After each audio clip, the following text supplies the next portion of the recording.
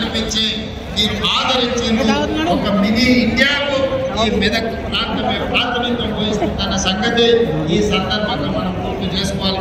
ఈ రోజు ఈ మెదక్ జిల్లాలో పిహెచ్ఎల్ కావచ్చు, పీడిఎల్ కావచ్చు, ఇంగ్రిసైడ్ కావచ్చు, ఈనాడు మనం అభివృద్ధి చేసుకుంటున్న నిమ్స్ కావచ్చు, ఇవన్నీ కూడా కాంగ్రెస్ పార్టీ అధికారంలో ఉన్నప్పుడు ప్రధానమంత్రి ఉన్నప్పుడు జరిగిన అభివృద్ధి కార్యక్రమాలు భవిష్యత్తులో కూడా ఈ అభివృద్ధి కార్యక్రమాలను ముందుకు తీసుకెళ్లిన బాధ్యత మా ప్రభుత్వం తీసుకుంటుంది.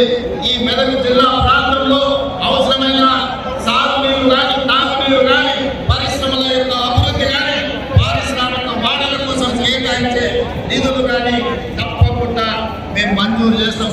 అదేవిధంగా వెనకాల నుంచి చెక్కన్న చిట్టి అందిస్తూనే ఉన్నాడు. సామాన్య చెప్పనే చెప్పాడు, చెక్కన్న చిట్టి ఇస్తూనే ఉన్నాడు. సింగూరు ఒక మంచి పర్యాటక ప్రాంతం. సింగూరు నుంచి మంచి జలాలు ఈ రోజు నగరానికి తాహాత్మ్యం తీరుస్తున్నాయి. తప్పకుండా ఈ సింగూరు ప్రాజెక్టులో 100% ఒక మంచి టూరిజం మీద, ఎక్కువ టూరిజం మీద ఆ సింగూరు జలాలు హైదరాబాద్ ప్రజలు ఏదైతే దాహాన్ని తీరుస్తుందో సింగూరు యొక్క అభివృద్ధి కార్యక్రమాలకు నిధులు మంజూరు చేసి ప్రత్యేకమైన సమీక్ష చేసి ఈ అభివృద్ధి కార్యక్రమాలను తీసుకొస్తామని చెప్పి నేను ఈ సందర్భంగా తెలియజేస్తున్నాను. మిత్రులారా, ఈ రోజు ఎన్నికలు ముగిసినాయి. ఇక మనం అభివృద్ధి కార్యక్రమాలు చేసుకోవాల్సిన అవసరం ఉన్నది. మీ అందరి సహకారం ఉండాలి, మీ ఆశీర్వాదం ఉండాలి. ఈనాడు మీకు అందరికీ తెలుసు, తెలంగాణ రాష్ట్రంలో 25,55,364 రైతు కుటుంబాలకు 20,617 కోట్ల రూపాయలు మొదటి సంవత్సరంలోనే రైతు రుణమాఫీ చేసి రైతులను ఆత్మ బాధల నుంచి విముక్తి కలిగించిన ప్రభుత్వం మన ప్రభుత్వం అని చెప్పి రైతులకి ఈరోజు నేను చెప్పదలుచుకున్నాను. ఇదే కాదు, రైతుకు 24 గంటల ఉచిత విద్యుత్ ఇవ్వడమే కాదు, రైతు భరోసా పథకాన్ని కూడా 10,000 సంవత్సరానికి ఎకరానికి 12 తీసుకున్నది. రైతు లేని పేదలను కూడా ఇవాళ మన ప్రభుత్వం ఆదుకునే ప్రయత్నం చేస్తుంది. ఇదే కాదు, ఒకనాడు మీకు తెలుసు, ఉరేసుకున్నట్టు ఆనాటి నాయకుడు ఆనాటి ముఖ్యమంత్రి అన్నాడు. ఈనాడు మీ సోదరుడుగా రైతులకు అండగా నిలబడాలని మీరు వరి పండిస్తే చివరి కింద వరకు కొనడమే కాదు, కనీస మద్దతులతో పాటు సరళ బియ్యానికి 500 రూపాయల బోనస్ ఇవ్వాలని ఇవాళ రైతులకు బోనస్ ఇచ్చి ఆత్మగౌరవంతో బ్రతికే విధంగా ఈరోజు మన ప్రభుత్వం చర్యలు చేపట్టింది.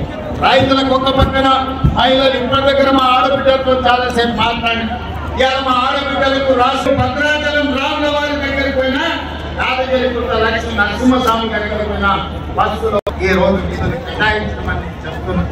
అదేవిధంగా సెల్ఫ్ హెల్ప్ గ్రూప్స్, స్వయం సహాయక సంఘాలకు పోయిన సంవత్సరం 20,000 కోట్ల రూపాయలు బ్యాంకు లింకేజ్ ఇచ్చినాం. ఈ సంవత్సరం కూడా 21,000 కోట్ల రూపాయలు బ్యాంకు లింకేజ్ ఇవ్వాలని, మా ఆడబిడ్డల్ని 1,00,00,000 మందిని కోటీశ్వరులను చెయ్యాలని ఈ రోజు కంకణం కట్టుకొని మన ప్రభుత్వం పనిచేస్తున్నది. నిన్ననే శిల్పారామంలో మన ఆడబిడ్డలు చేసిన ఉత్పత్తులను చూడడానికి ప్రపంచంలో ఉండే అందరూ నిన్న శిల్పారామంకి ఆ మహిళలు మిస్ వరల్డ్ కాంపిటీషన్ వచ్చిన మహిళలందరూ ఈ రోజు నిన్న శిల్పారామం దగ్గరకు వచ్చి మా ఆడబిడ్డల ఉత్పత్తులను కొనుగోలు చేసి ఆడబిడ్డలందరూ కూడా కలిసి ఆనందపడ్డారు. ఈ విధంగా ఈనాడు ఆడబిడ్డలకు ఆర్టీసీలో ఉచిత బస్సు ప్రయాణమే కాదు, 600 బస్సులు కొని ఆర్టీసీకి కిరాయి పెట్టి ఈ రోజు వ్యాపారం చేసుకునే పరిస్థితి ఆడబిడ్డలకు కల్పించాం. 1000 మెగావాట్ల సోలార్ విద్యుత్ ఉత్పత్తి చేసే ఒప్పందాలు విద్యుత్ శాఖతో చేపించి అదాని అంబానీలతో ఆడబిడ్డలు పోటీపడి వ్యాపారం చేసేటట్టు ఈ రోజు ఆడబిడ్డలకు అవకాశం ఇచ్చాం.